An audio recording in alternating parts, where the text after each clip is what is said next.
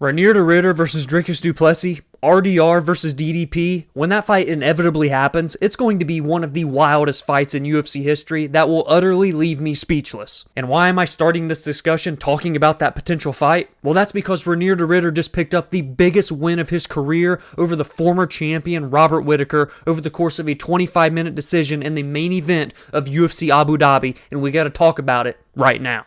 If you would have told me heading into UFC Abu Dhabi that Reinier de Ridder would get the victory over Robert Whittaker and come close to finishing him even one or two times throughout the 25 minutes, I may have called you slightly crazy. Not totally crazy, because Reinier de Ridder is a legitimate talent, but the way in which this fight took place, it definitely would have been a little bit crazy. But that is exactly what happened, because in the aftermath of UFC Abu Dhabi, that is what we are discussing. Reinier de Ridder's biggest win of his entire career. Yes, of course, he's been a multi-time, multi-weight class world champion and won, but now he's on the world's biggest stage in terms of mixed martial arts, and he is now 4-0 in the UFC. He was ranked 13th in the middleweight rankings, taking on the number 5 ranked former champion Robert Whittaker, and come Tuesday morning, he will have launched himself at least 7 to 8 spots ahead into the middleweight division, into the middleweight title discussion talks. And it comes at a pivotal point in time for this middleweight division, because in just 3 weeks time from when this fight took place,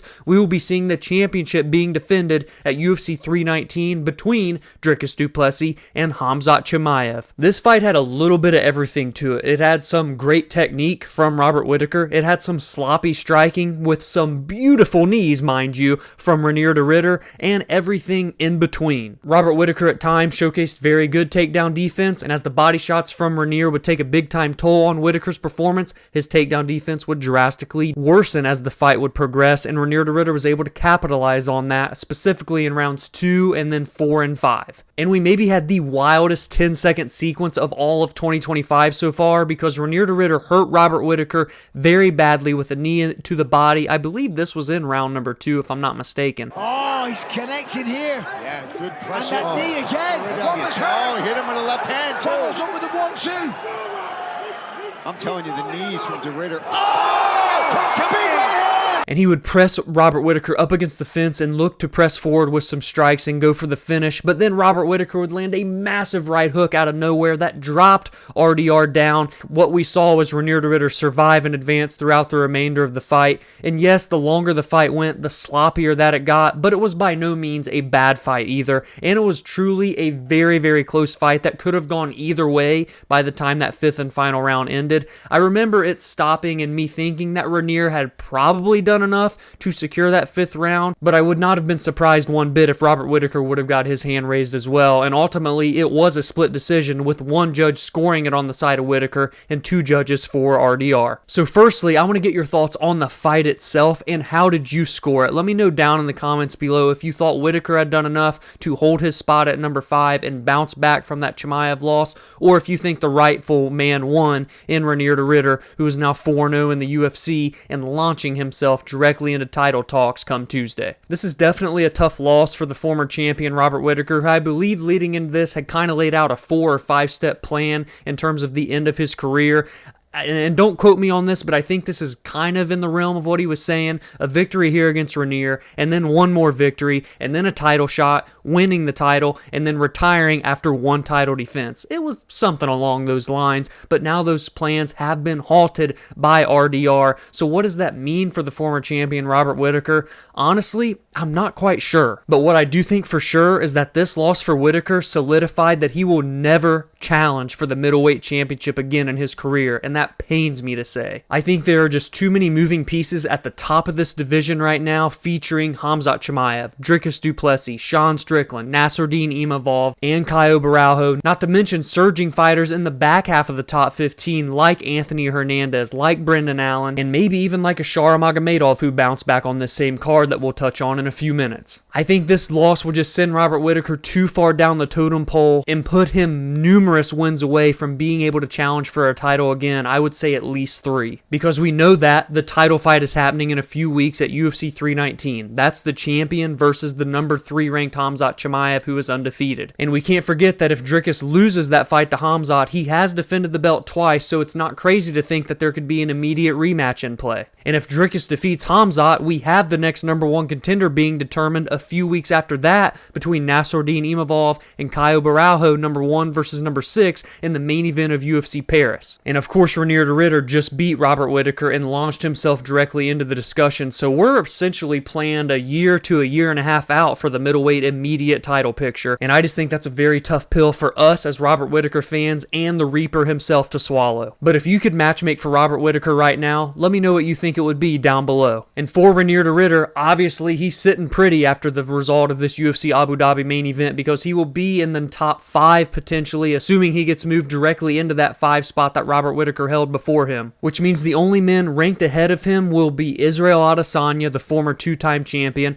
Khamzat Chimaev, who is the next title challenger, Sean Strickland, the former champion, and Nassourdine Imavov, who, as we just stated, is facing Caio Barriault in a number 1 contender title eliminator in the UFC Paris main event in September. And then obviously there's the champion, that is Dricus du Plessis. So this is what I think is going to happen for Reinier de Ridder, and it of course involves a little bit of a discussion based on that potential outcome of UFC 319. If Dricus du Plessis loses in that main event in Chicago, Illinois in a few weeks to Khamzat Chimaev, I do not think he will get an immediate rematch because of the fight between Caio Barriault and Nassourdine Imavov being booked 2 or 3 weeks after that championship bout would take place. So if DDP loses, that is 100% the fight to make. It's DDP, it's RDR, and then we go back to the intro of this video, the wildest, wackiest, awkwardest fight that we will ever see in UFC's history. And then we will see Khamzat Chimaev take on the winner of Imavov versus Barriault, which takes place September 6th for the next middleweight championship fight. And then if Reinier de Ridder beats Dricus du Plessis, he would then be next up after that. That path is pretty self-explanatory and simple in my opinion. And maybe it stays simple because if Dricus du Plessis beats Khamzat Chimaev, do we just run Chimaev versus RDR? Maybe that is what would happen. I kind of don't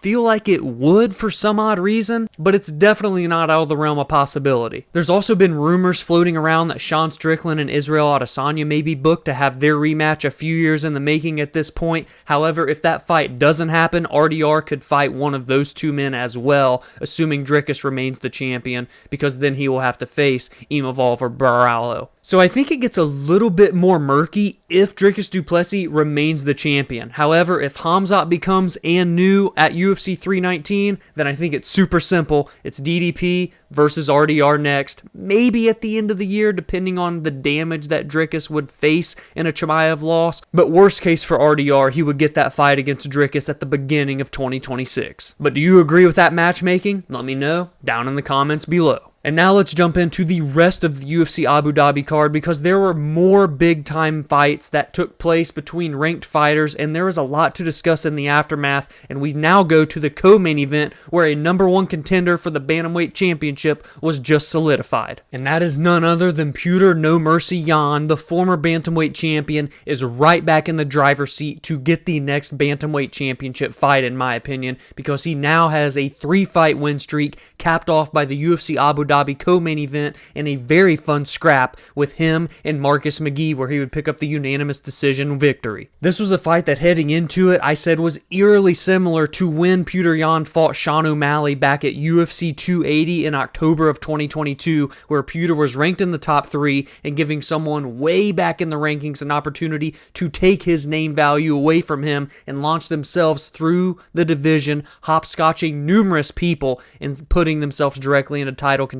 And while Petr Yan fell shy in that first opportunity against Sean O'Malley, albeit potentially controversial depending on who you ask, he did not go 0-2 in that type of circumstance, because he halted Marcus McGhee's unbeaten record in the UFC that was 4-0 heading into UFC Abu Dhabi. But it didn't come without a fight. Marcus put up a way better performance than what I anticipated him to do so, even stealing around on all 3 of the judges' scorecards en route to the 29-28 loss across the board. But Petr Yan simply just showed that there are levels to this game and that he is still amongst the elite of the elite in the 135-pound weight class, and is still just 32 years old, mind you, so in his prime and primed to become a championship contender once again. But I will say that for Marcus McGhee, with this strong showing, laying down some damaging shots on Petr Yan and going toe-to-toe with him in the striking realm for 15 minutes, he proved that he can hang with some of the best fighters in the bantamweight division, and for that my hat is off, because I love Marcus McGhee. I love his story. I love his humbleness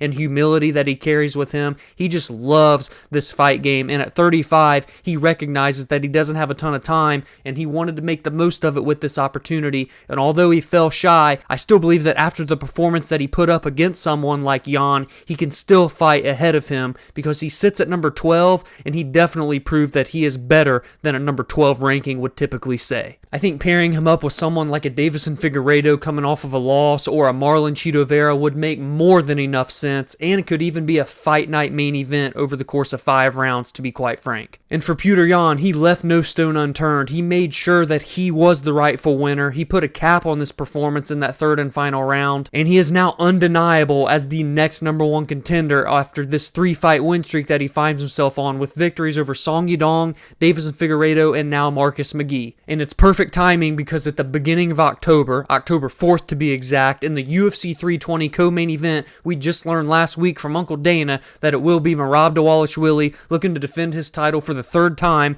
against the Sandman Corey Sandhagen in a fresh matchup for both men. So I'm sure Petr Yan will be in attendance for that fight, potentially even sitting front row, ready to get his shot at facing the winner. And for either man, it would be a storied past with Petr Yan, because Yan beat Corey Sandhagen back in 2021, my favorite fight of that year, and one of the most high-level mixed martial arts bouts that you will ever see for the interim championship. And then a year and a half later, in March of 2023, Merab Dvalishvili and Petr Yan would square off, where Merab would get the very convincing win and would go on from there to become the champion of the world. And plenty of time will have passed for all 3 men to where it's just perfect, because Petr Yan will have fought 3 times since losing to Merab, and 6 times since beating Corey Sandhagen. Merab will have had 5 fights, assuming he beats Corey Sandhagen, to remain the bantamweight champion since his first fight with Petr Yan. And it will be Corey Sandhagen's 6th fight when he steps into the octagon to face Merab for the championship, since he lost to Petr Yan in 2021. So more than enough time has passed, and more than enough fights have been held between all 3 men, that more than solidifies Petr Yan as the next championship contender and getting the winner of the UFC 320 co-main event between Merab and Corey Sandhagen. Shara Bullet bounced back in a big way after his first professional loss came in February at UFC Saudi Arabia, where he would lose to Michael Venom Page over the course of 15 minutes,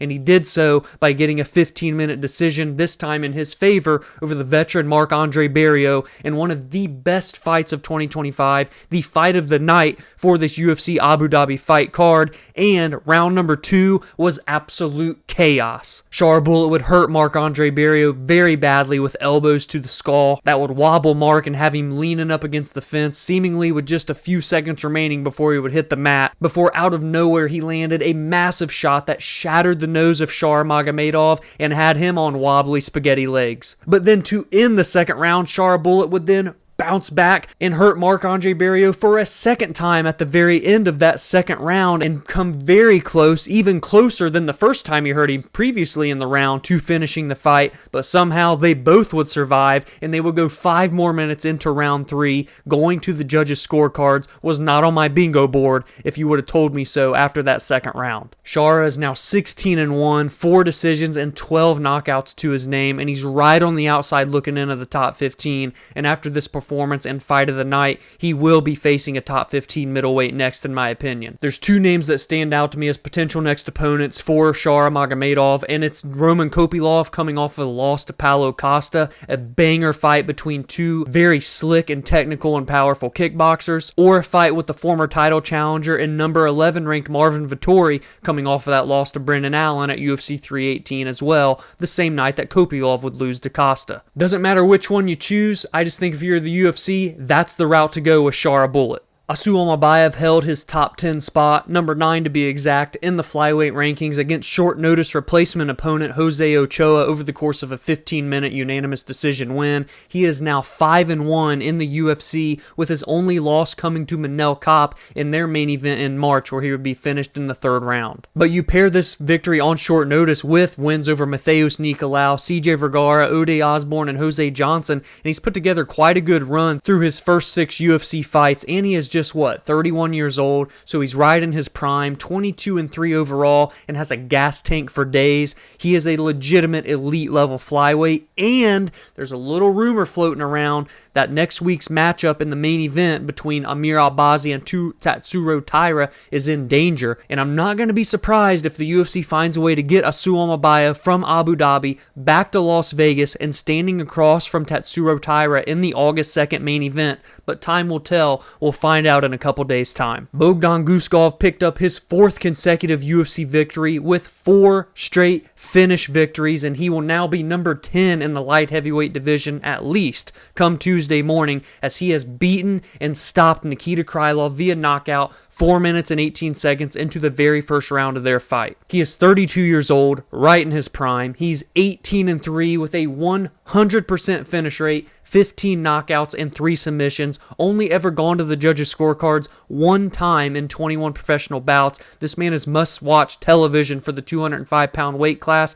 and he may just be 1 or 2 wins away from title contention now. So I'm thinking it may be someone like former champion Jamal Hill that could be next for him, because he's coming off of a couple losses in a row now to Khalil Roundtree and Yuri Prohaska. Maybe Dominic Reyes, however, he's on a career resurgence right now and is coming off of a knockout win over Nikita Krylov as well, so I'm kind of hoping he gets to fight upward, maybe against a Jan Blachowicz or a Carlos Alberg. So it's a little bit murky for Bogdan Guskov, but maybe by the time those 3 fights featuring the 6 ranked fighters ahead of Bogdan take place, then we can maybe see his next opponent come out of those aftermaths. Bryce Mitchell made good on his UFC bantamweight debut by getting the decision win over Said Nurmagomedov that featured endless grappling transitions and sequences that were very fun to watch from a jiu-jitsu and wrestling perspective, and his top control and pressure and submission threats would just be too much to handle for Said Nurmagomedov, who definitely held his own, locked in a couple submissions in his own right, and looked good on the feet for the brief amount of time that it was there. So after this win for Bryce, having been a long-time ranked featherweight and getting a win over someone as highly touted as Said Nurmagomedov, I definitely foresee Bryce's next fight being against a top 15 bantamweight, and I think it could be against someone like a Kyler Phillips, who sits at number 14 and is coming off of a loss to lockdog Vinicius Oliveira at UFC 318, or maybe even a fight with the aforementioned Marcus McGhee, who lost on the same card that Bryce Mitchell got a victory. However, I feel that Marcus McGhee did enough against Jan to fight ahead once again, just not as high up. Who do you think Bryce Mitchell should face next? Let me know down below. I'm curious to get the discussion going on that one.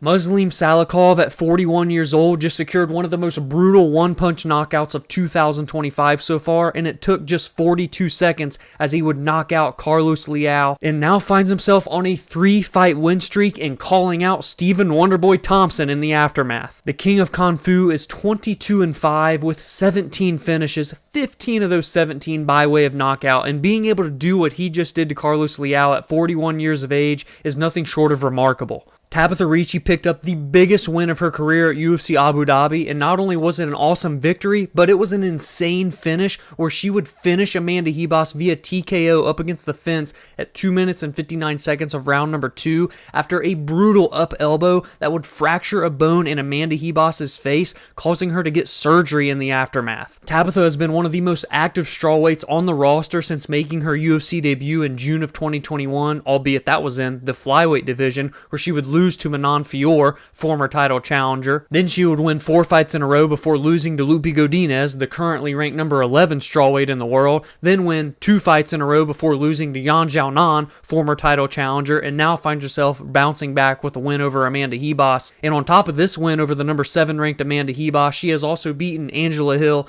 Tisha Pennington, and Jillian Roberson. So Baby Shark is putting together quite an impressive resume so far at this point of her career, and she is just 30 years old, right right in her prime, 12-3 overall with 5 finishes, and come Tuesday morning, she will be at least number 7 in the strawweight division and puts herself in a very good spot, potentially just 1, maximum 2 wins away from title contention. The problem for Tabatha is that Yan Xiaonan is potentially booked to face Valentina Shevchenko, and if she isn't, she's going to face Virna Jandiroba. If she does face Valentina Shevchenko, it seems all but certain that Mackenzie Dern and Virna Jandiroba are going to fight for a number 1 contendership spot, and we know for sure that Tatiana Suarez and the number 4 ranked Amanda Lemos are squared to face off at Noche UFC in September, meaning that the only person that could be available for Tabatha Ricci in the top of the division would be Yan Xiaonan, but that was her most recent fight, and it just came in November of last year. That's too early of a rematch, in my opinion. So it looks like Baby Shark is going to have to wait and see what happens at 115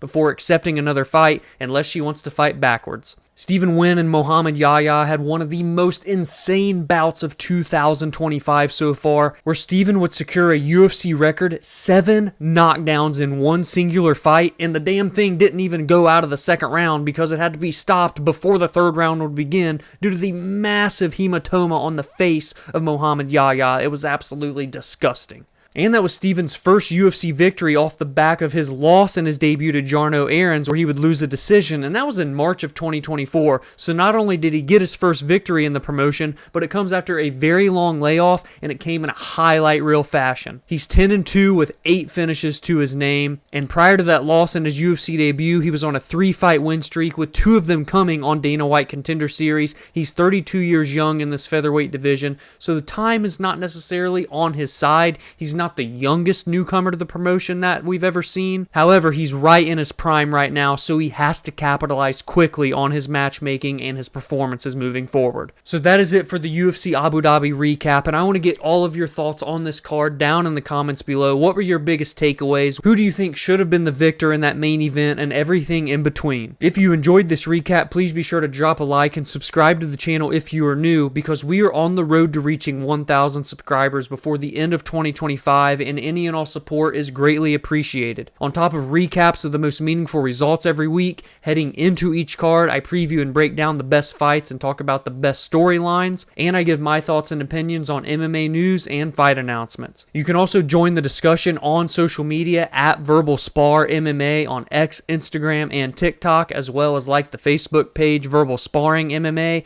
and you can follow on your favorite audio listening platforms such as Spotify and Apple, where every Monday and Friday podcast episodes released there. Have a great week, and I will see you all in the next video.